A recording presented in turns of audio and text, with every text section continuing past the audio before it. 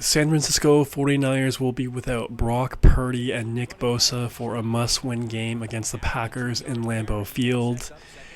Huge blow. This team has just been hit with a plethora of injuries this entire year, and to me, this is really the cherry on top of a pretty disastrous season. Who knows? Maybe they could still come away with the win. Kyle Shanahan has pretty much owned Matt LaFleur so far in their head-to-head matchups, but, Jordan Love was recently interviewed this week about the rematch with the Niners because, of course, the Niners knocked out the Packers in the divisional round a year ago in a close game, and Packers obviously want their revenge, and Jordan Love pretty much said that, how the whole team's fired up to really have that get-back game at the 49ers. And it's in Lambeau, man, so it's going to be a hostile environment. And the Niners are starting Brandon Allen instead of Josh Dobbs. I'm kind of confused about that. I mean, what has Brandon Allen done the past 3-4 years? I know he had one start and one win with the Broncos, I believe in 2021, but we all saw what Josh Dobbs did a year ago with the Vikings. Really put on a show, almost got them to the playoffs. It was a pretty crazy run. And, they signed him in the 2024 offseason, so he's had all the training camp, all of OTAs, all preseason to really get used to the playbook. And I don't know, maybe Brandon Allen beat him out fair and square. I'm not sure. I'm not on the 49ers staff, but I don't know. If it were up to me, I would definitely start Josh Dobbs over Brandon Allen.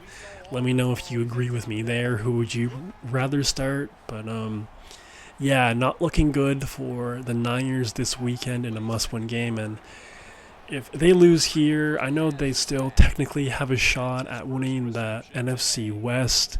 The wild card seeds are slowly becoming out of reach, especially if the Packers get this dub, which they probably will on Sunday.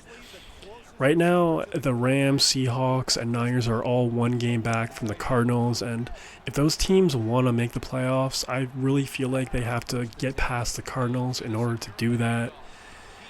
And, I just don't see this team being a playoff team. And not only that, man, but everyone was fired up about McCaffrey coming back, but McCaffrey has that issue with both of his Achilles. Did you really think he was going to be the old McCaffrey? Did you really think he was going to be as explosive as he always was? This might be the new McCaffrey, and I know he's had quotes about, it's going to take a week or two to kind of get my feet under me again, but I don't know, man.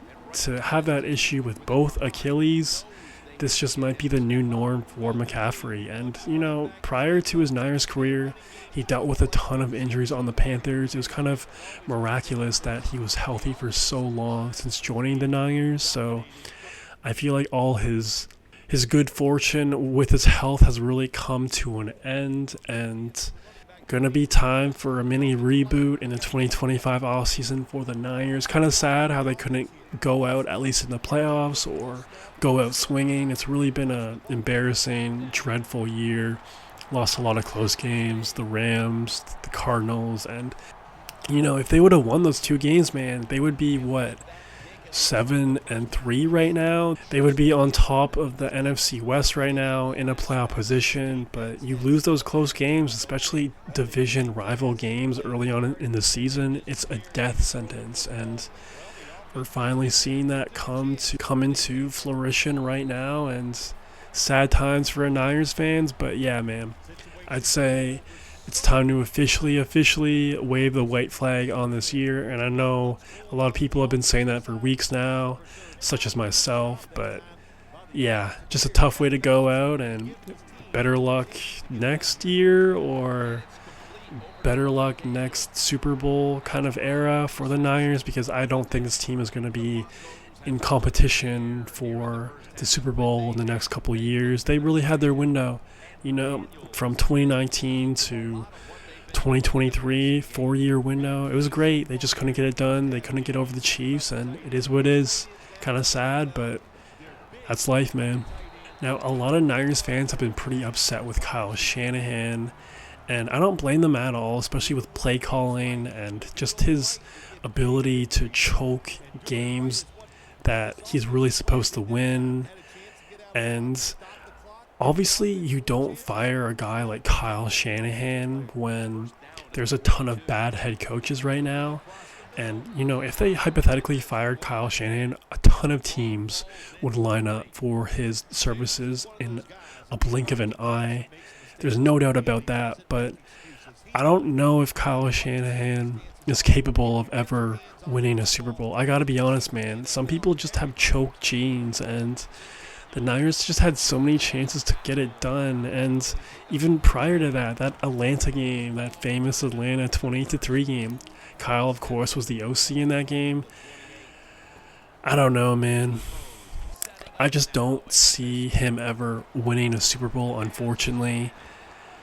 You guys let me know if you agree with me or you disagree with me, but I feel like for the remainder of his Niners career, I believe Kyle Shanahan and John Lynch signed an extension through the 2028 season, and that's another 4 years.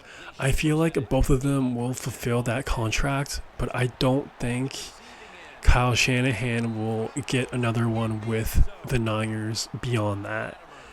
And I just think it'll be a graceful exit, a graceful parting of the ways from both sides. And I think it could be good because, obviously this year was really disappointing, and the Niners fans, that team is used to a certain standard. And when that standard is not met, the pitchforks come out. And I just don't know if the media, San Francisco as a whole, are really prepared for the next 2-3 years because, like I mentioned, they're not going to be as competitive as they've been the last 3-4 years going forward. They're going to have to move off of some big names, especially if they are going to pay Brock Purdy in this upcoming offseason, which they probably will.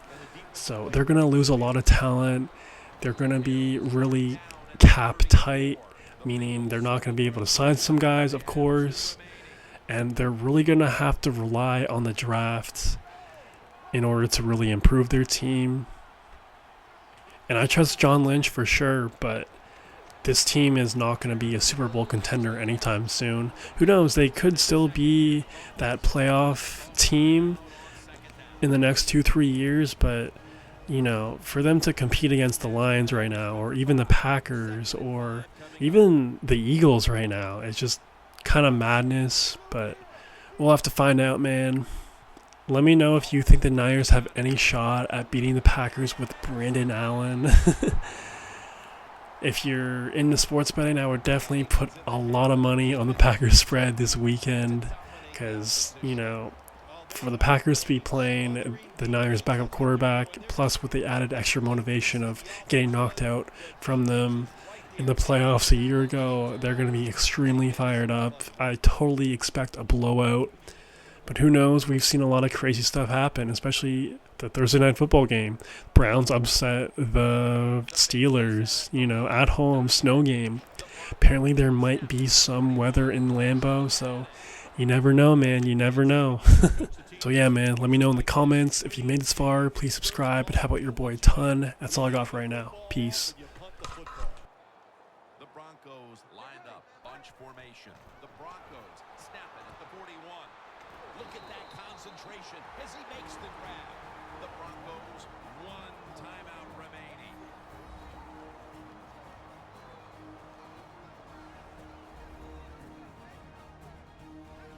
Offense ready for action coming out of their timeout. This will be a 46-yard field goal attempt. The field goal attempt is good. It's good. A good first half of action here, and soon we'll be sending you to Orlando and to our host, Larry Ridley. You're watching the NFL on EA Sports. And he's tackled right at about the 28-yard line. The Broncos take the field here in the second half, looking to extend their lead in this one, partner. Yeah, you know what you do? If halftime is over, you come out here, you're not sure what the new game plan is going to be, but feel your way into the game. Don't take a chance early and turn the football over.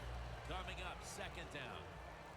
Got to give a lot of credit to the defense. They were all over the run that time, and they only give up a short gain. The reception by Marius Thomas. The Broncos haven't had an easy time passing the football lately.